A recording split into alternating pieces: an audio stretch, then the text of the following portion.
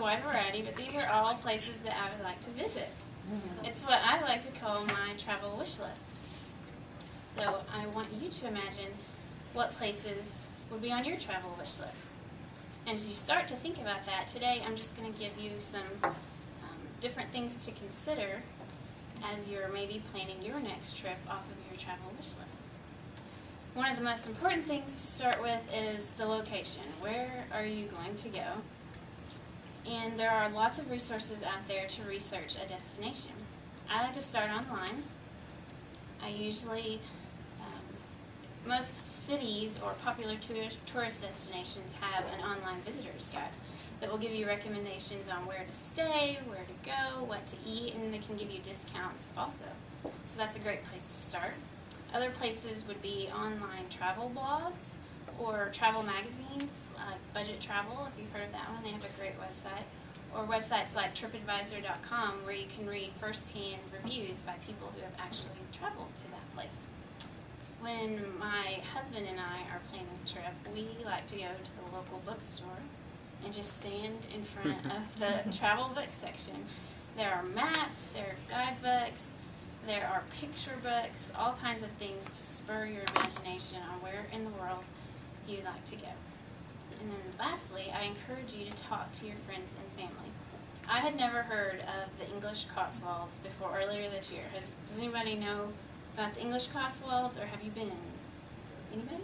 It's like kind of in the middle of England, and it's these little villages with bed and breakfasts that you hike in between, and you just take in the countryside and count the sheep as you go along and take it all in. And so now that my coworker has been on that trip and told me all about it, I've added it to my travel wish list. So I definitely recommend talking to friends and family. A second thing that you can consider when planning your trip is the timeline. If you have a family or your children in school or out of school, if you work, do you have vacation time? How much time can you be away from the office? My job is always busiest in November and December when we're getting ready for January sales presentations, so I try to block off that time and make sure that I'm always in the office in November and December. Another thing with timing might be the weather. If you noticed on my list, I listed Banff National Park in Canada, and another one that I didn't mention was the Swiss Alps. I'd love to go see that, but I would only want to go there in June or July because I am not a cold weather fan, so I would avoid it in those time frames. You also want to consider if it's the high season or low season for that destination. If you're going to Europe, it's often better to go in the spring or the fall. Prices are lower, it's less crowded, the temperature is milder. So those are all things that you consider with the timing of your trip. Finally, one of the things that's most important to a lot of people when planning their trip is the budget.